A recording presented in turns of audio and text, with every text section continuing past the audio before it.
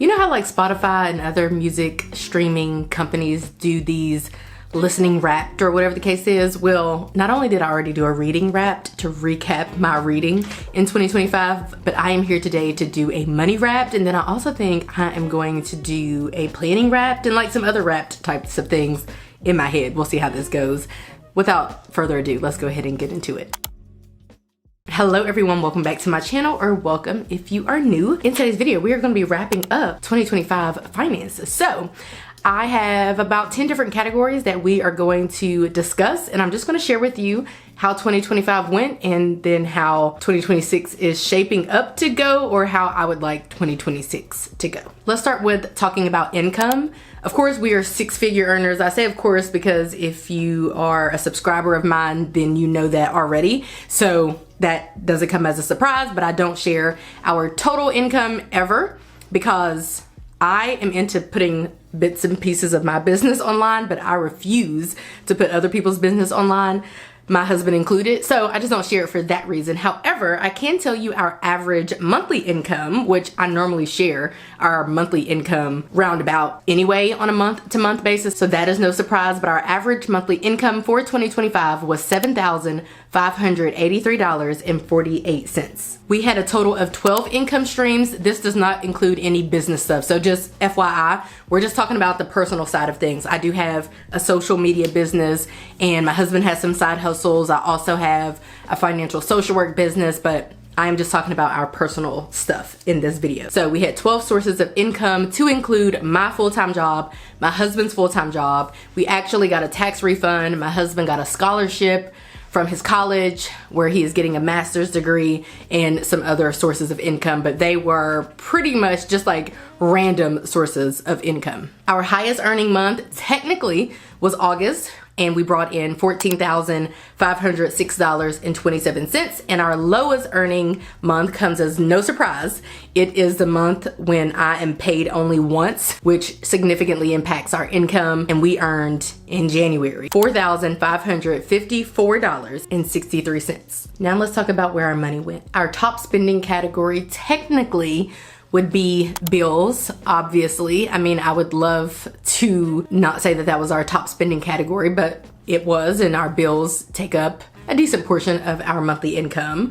Next, we have tuition. So my husband's college tuition costs us thousands of dollars. We are paying for his master's degree out of pocket, and he did get a scholarship, but it was actually a couple of months ago in December. So we paid out of pocket his tuition from January to December of 2025. And then next we have like entertainment. So like restaurants, eating out, hanging out with our friends, doing this and doing that, like just little classes and things that we do and have done around our city and in nearby cities. That's definitely where our money has gone, and I like it like that. I mean, preferably we wouldn't be spending so much money on bills, but we can't get around having bills. Eventually, after this year, we won't have tuition anymore, so that's great. But to have been paying out of pocket for my husband's tuition, I think was a smart move as opposed to getting loans. And then honestly, I like to spend my money on experiences. I can go a full month without spending money on anything but an experience. Like if you invite me somewhere to try this new place, that new place, I'll be there, and I'll be willing to spend my money to just experience life. So our money went exactly where I wanted it to go, I guess. Now let's talk about our biggest purchase of 2025. Our biggest single purchase was our patio extension.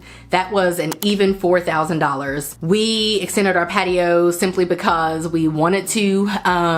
It seemed to make financial sense to extend the patio because we do a lot of things out on the patio, a lot of entertaining. We even made the patio big enough to encompass our above ground pool on a nice clean slab of concrete, and it really just made sense. Was it worth it? Maybe. I feel like it definitely was worth it. I feel like we paid a decent price for our patio extension because our patio extension was quite large.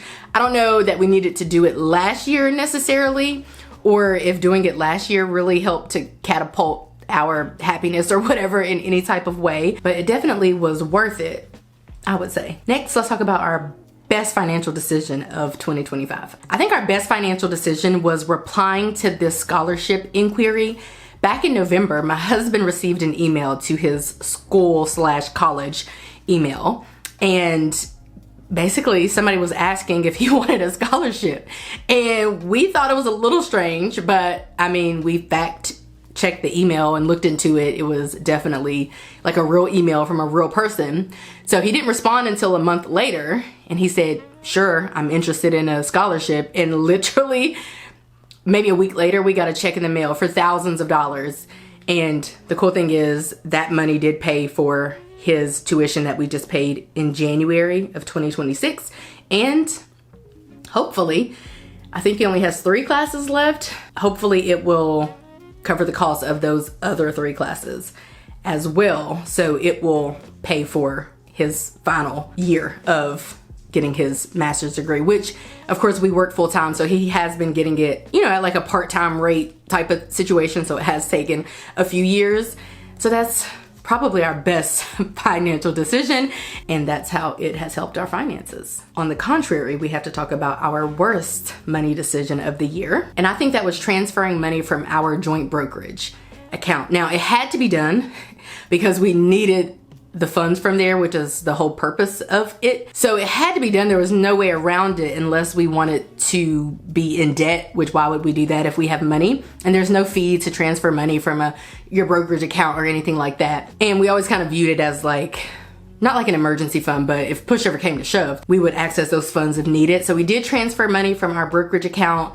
And what I learned is to never do that again. I mean, our investments still did well last year, but they would have done weller if we hadn't made that transfer. So that was definitely the worst money decision. I'm sure our financial advisor is frowning and was frowning at the time. Regarding our savings progress, as I mentioned before, the money that we have been saving, or like the money that we saved in 2025, pretty much went right back out to various things like tuition and so on and so forth. So yes, we've been saving money, but it's just that we're in a season of life where we have paid like $20,000 so far for my husband's tuition. You know, like we've been paying good money for that, and our money has pretty much been going to that. Then of course we extended our patio and a few other things. So our savings progress was not too high. We still invested at a decent rate, which is 15%. However, I think that next year in 2027 will be our year because we'll be finished paying for tuition and we can kind of lock in. And our car will be paid off, our final car loan, or the one car loan that we've had over the past 6 years or so. We will be back to being car loan debt free, assuming our other car doesn't die and our next car is paid for in cash. We will hopefully spend the next several years of our lives without a car loan. Let's talk about some financial plot twists, aka some surprise expenses. One was our shower needing to be repaired. We've been in this house for a little over 6 years. We bought it new. I mean, I anticipated some stuff going wrong. I just don't think that I anticipated our shower kind of caving in, but apparently the company who replaced it said that some of the newer homes are not built on like the tubs, and the foundations aren't that great and that solid. I guess it's not really anything we could have avoided necessarily, but that tub repair was $1,552.50. It's actually our shower, but the people who repaired it, they're called the tub doctor, but it was actually our shower, which doesn't have a tub. So it's our shower floor. Also, we had some pretty large car repairs.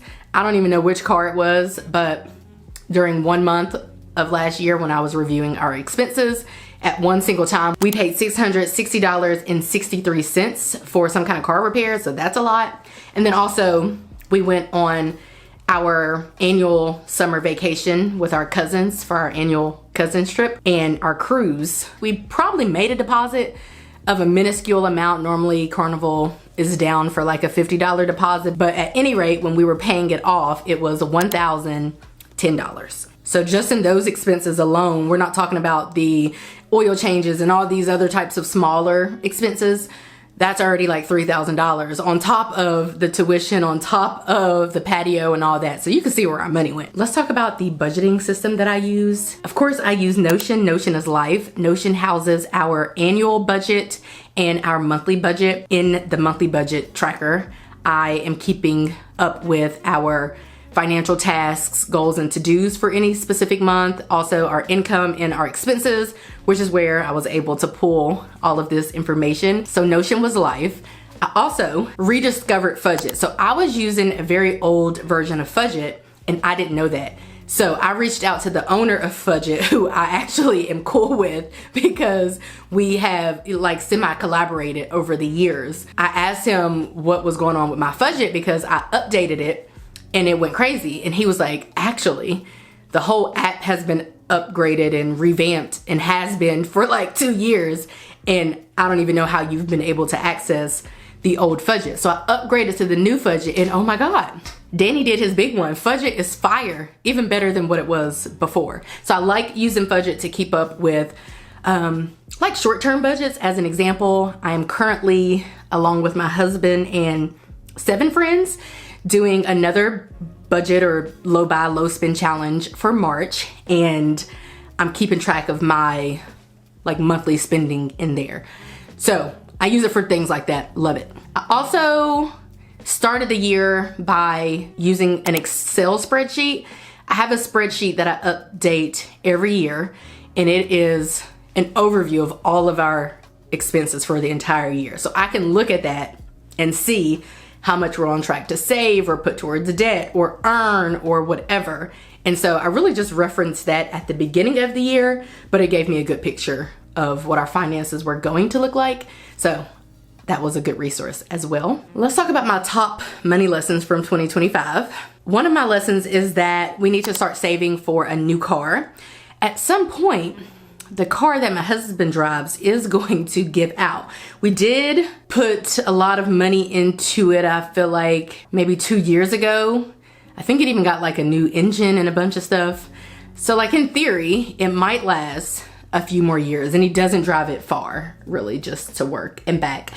So in reality, it should last us some years to come, but we do need to start saving for a car, like without a shadow of doubt. Whether we opt to put $10,000 down on a $20,000 vehicle or $10,000 down on a $15,000 vehicle, or buying a $10,000 vehicle straight up in cash, we need to start saving specifically for a car. Like it needs to be at the top of our to-do list. I also learned or think that I want us to open up individual brokerage accounts. Obviously, we have been using our joint brokerage account, but I'm like, why don't we have an individual brokerage account? You know, one for me, one for my husband, just like our Roth IRAs, or just like my, you know, employee sponsored retirement account and his. I don't know what compelled us to want to do a joint brokerage account. So I feel like we should do separate ones, but I'll have to consult with my financial advisor about that. The next lesson is that I cannot wait to be finished with paying for tuition. I realize it's only, well, I say only, it shakes out to be a few thousand every few months, but by the end of any single year, that's like 10,000 or so, and that could be in our pocket. You see what I'm saying? And that can be in our savings account for a car, or it can be invested, you know, it could be used elsewhere. Now let's talk about my 2026 financial goals. One is to become student loan debt free, to pay off our car. Technically, the 6-year loan ends at the top of 2027, but I see no good reason, unless our finances are just tight, for us to not pay off the car in 2026. You know, it would be like a couple extra payments. We need to do that. Open individual brokerage accounts, secure a new job, for me personally, which would come with an increased salary, continue to cash flow my husband's college tuition, and to review our term life insurance policies. So we got term life insurance policies originally right before we got married, maybe like October of 2016 or something, September. So the reality is our 10-year policies are about to be up. You know, I never thought that we wouldn't make it 10 years in our marriage, I'm not gonna lie, but it is kind of wild to think that our passports are going to be expiring, our term life insurance policies are going to be expiring. So that's crazy. We gotta do some stuff in 2026. Congrats to us, I guess. Now we have to go renew our term life insurance policies and renew our passports. That is our 2025 Money Wrapped. I hope that you guys enjoyed this video. If you did, give this video a like, subscribe if you're new, and if you're liking what you're seeing, and I will catch you guys right back here in a few days in a brand new video. Bye guys.